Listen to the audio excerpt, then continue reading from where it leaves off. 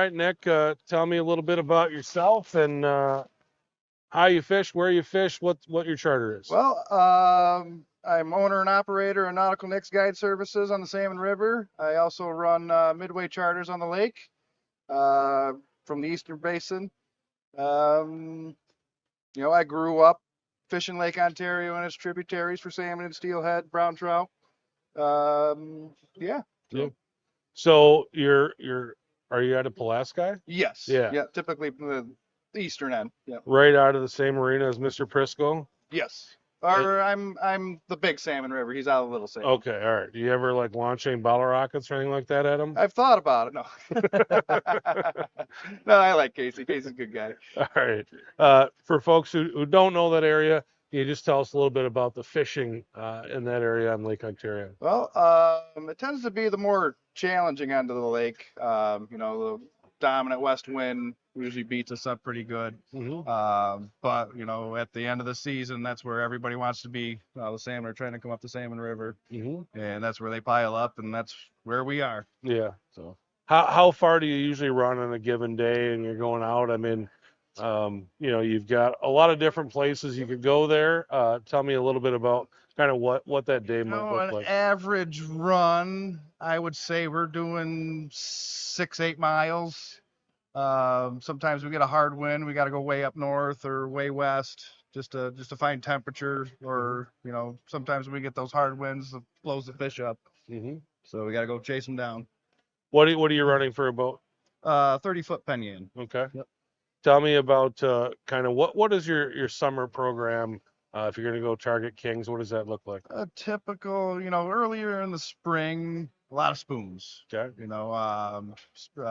Good friend of mine quoted speed kills. Yeah. We run an all spoon program. We'll do 3 to 4 at the ball. So you're covering just some hum water. along, yep. Yeah. A lot of guys think you got to run 2.5, 2.6, 2.8, but when you run them hot, that gives a lot of action to your spread, and it gets the attention of the lazy fish. A lot of times the lazy fish are the big fish, and they're looking for something different. When you're running that fast, I mean, are you running like bigger spoons then when you're running that fast? Not necessarily. I mean, say stinger spoons, we're not running scorpions, but the stingray, and sometimes we run mags, just depends on what kind of bait's around. Typically the mid-size, the stinger.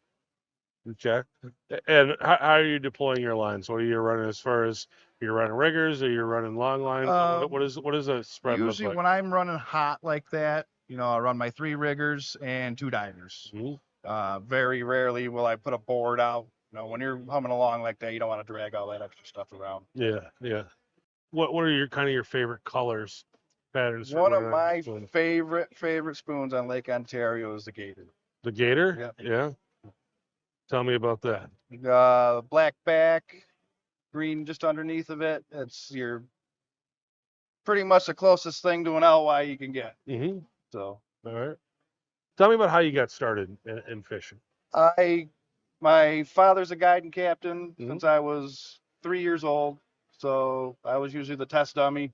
So that's how I started. I fished the Salmon River in February with hip waders, and 8 years old, here I am out casting for steelhead. And he'd take me out in the lake, and of course it was always the roughest days, but that's when we went.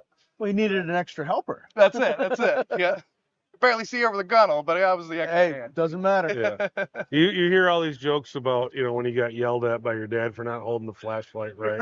What was that like for you as a youngster growing up and having your dad be the guy that really kind of leads the way for you? Well, I got lucky as far as that goes. He wasn't the yeller. He was pretty patient, and that's something I carried on to. I'm very patient with, my clients, my family, so on and so forth. So. Yeah.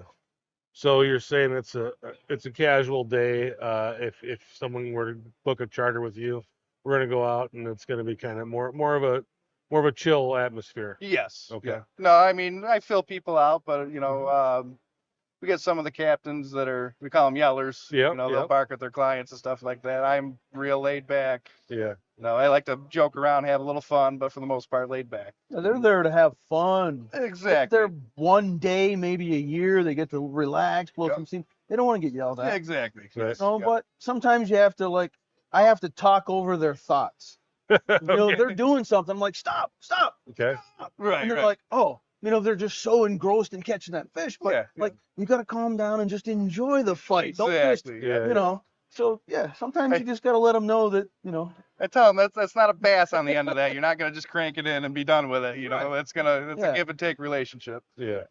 Let's talk about that. Both of you guys. When you've got clients on the boat that maybe are inexperienced on their rods, how do you coach them to help maximize their success? I mean, it's really, you get somebody on the boat and they're having a hard time landing their fish. It's really frustrating for them, and it's not something that you want as a charter captain. You want them to have success so that they go and tell all their friends, you got to go fishing with these guys. So exactly. how do you coach your clients to do that? Well, it's kind of difficult, but if you get 4 guys in a boat, three of them might have fished with you a lot, and they got one new guy. Mm-hmm. So usually one of the older guys will go first. And we'll watch him as he lifts up and reels down, so they can see how it goes. When they get there, they have a little better idea. But a lot of times, I'm coaching and the 3 guys are coaching. Now they got 4 people telling this guy what to do, and I got to calm my customers down. Look, let me stand next to him and just help him out. You just do a one-on-one. If you lose it, you lose it. If you get it, you get it. But you just gotta help. They don't know how to do it. You just gotta help them out. Yep. One-on-one. Yeah, sometimes that extra help from, I call them the peanut gallery, the extra guys on the boat, they're all trying to, no, you guys, shh, I got this.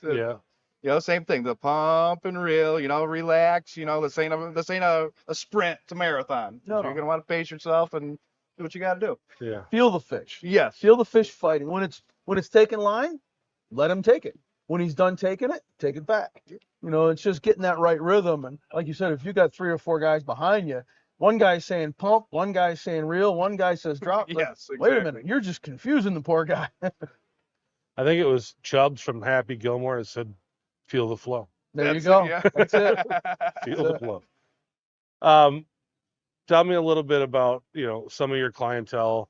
Who do you typically bring out? Do you have families? Do you have bachelor parties? Who do you typically work with? I have all walks of life. Mm-hmm. Anything from that one guy where all his buddies bailed on him, and he's the only one that shows up, to families. Mm-hmm. I actually had some guys from South America. Is probably the farthest I've had clients from. Wow. And they just happened to be they were visiting family and happened to come across us, so we took them fishing. Mm-hmm. I've had people that speak 0 English, and it is what it is, and we make the best of it. A lot of fake sign language I have to do, but we made it work. So, right. What's your favorite part of doing what you do? As much as I enjoy fishing myself, I enjoy somebody catching a fish. Mm-hmm. So that's what I'm there for. As long as my clients are happy and they're catching fish, I am all about it.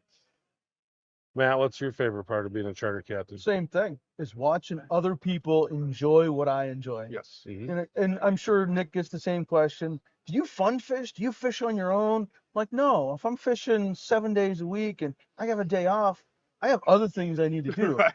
I enjoy watching you catch the fish. I'm putting the lures down. I've got the speed. I've got the location. That's me fishing. Mm-hmm. Is putting you on top of the fish. Yeah. So, I just when they're holding that fish up and smiling ear to ear, I get the same gratification they get. Yeah, so that's what it's all about. It's helping people do what we do. Mm-hmm. We have the boats, the equipment, the time, the knowledge, and it might be there one time a year. So just watching people enjoy catching fish.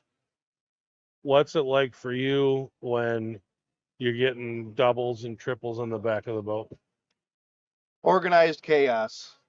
Yeah. How do you sort those situations out? you got to keep a level head about it and just do what you got to do. I actually had a trip just this last season. I had 3 guys. My mate didn't show up in the morning. I said, you know what? It's just the 3 of you. We're going to go. I ran an all spoon program, like I said earlier, flying along. We hit one, guy fights it, get that one in. We hit another one, guy fights it, we get that one in. Throwing along, rod goes off, I hand it off. Another rod goes off, I hand it off. Another rod goes off, I hand that one off. I go, ah, cool, we're triple. Only got 3 guys in the back of the boat. Another rod goes, I ran 5 rods. Right. Another rod goes off, so now I'm fighting a fish. Yeah, okay, we're having, now I'm looking over my shoulder watching. The last rod goes off. So now I'm fighting 2 fish behind everybody while trying to give instructions on, oh, you need to go over you need to go under him. That sounds like a good time. How'd you do? We got 3. Got 3. The one guy dropped 2 on me, and I just kept feeding him the rods. I was all right. Yeah, that's what you need. Yeah. No time have you ever been more happy to see a client drop a fish. Right, here, take this. Right. Yep. Then the aftermath is ridiculous. Fish on the floor, rods all over everything. Yeah, everything was cleared. I had to reset everything, and I'd much rather catch them one at a time. Yeah. So you said you normally have a mate. Is it a mate that you work with all the time, or do you have a group of them? He's the one guy I primarily work with. Now and again. The way I have it, I work for Midway Charters out in the lake. Captain Jim is the one that owns the boat. His knees are starting to bother him from rocking and rolling the waves, so I'm kind of taking over the reins. So me and my mate Johnny run the show. But when you get the 7 days a week doubles, you get burnt out. So now and again, Jim will give me a day off, or I'll give Johnny a day off. We'll rotate out a little bit just so we have some time off. And then once in a blue moon, we'll hire somebody to come in and fill for a day. But for the most part, it's me and Johnny. Yeah. How do you end up with Johnny? I mean, I think these first mate relationships are a lot like husband-wife relationships. I'm always intrigued by these things. Oh yeah, well we poke fun and bust balls, and but I've known Johnny and his family for years, and we just ended up falling together on Midway, and so now we're married. There you go. What's a name it? Tell us about a time where you and Johnny maybe didn't see eye to eye. Do you guys normally set gear together, or does he set his and you set yours, or how do you guys work that? I manage the pointy end, he manages the square end. All right, gotcha. So he sets the lines for you. Yeah, he'll I trust him very well. He trusts me very well. We fish very similar too, so that helps out. Yeah. And if something isn't working, then we'll start bouncing ideas off of each other. But for the most part, we get along great. So I just love hearing about those kind of dynamics. And Matt, you're a solo guy, so you don't have those dynamics. You got the square end and the pointy end. Yeah. Yep. I don't run with a mate. Every now and then I'll take somebody with me. If I've got a 6-man crew and it's going to be a little wavy and I know I need extra pair of hands, I'll grab another captain or someone that's not out. But yeah, I like to do it by myself. And as I get older, I think maybe it's time for a mate. But I just enjoy setting lines. I can't sit at the steering wheel the whole day. I just can't do it. I need to be setting lines and being active and working with it. So I incorporate my customers in. I let them set rods. I have them help me drive the boat. And I started out in a small aluminum boat. So my customers were helping me drive and set lines and maybe net a fish. And a lot of them just carried over in the big boat. So they enjoy joining in. So I let them help me out. So it works out. Very cool. Tell me about kind of your favorite time to be out on the water, Nick. My favorite time when the fish are biting. No, I don't like those super, super flat, calm days. I definitely don't like those really, really big days either. Nice 2-3 foot chop if I'm happy with. Some overcast. Definitely not a bright, sunshiny day. Other than that, as long as the fish are moving, clients are happy, I'm happy to be out there.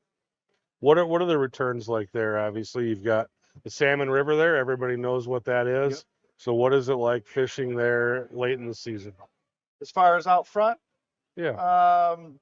we call it the combat zone towards the end of the season there. Here we are, there's 50 of us boats all trying to fish, a 4 foot or a 4 football field size spot. And, there's horns honking and middle fingers flying and 4-letter words. I can't imagine that. Can't imagine Yeah.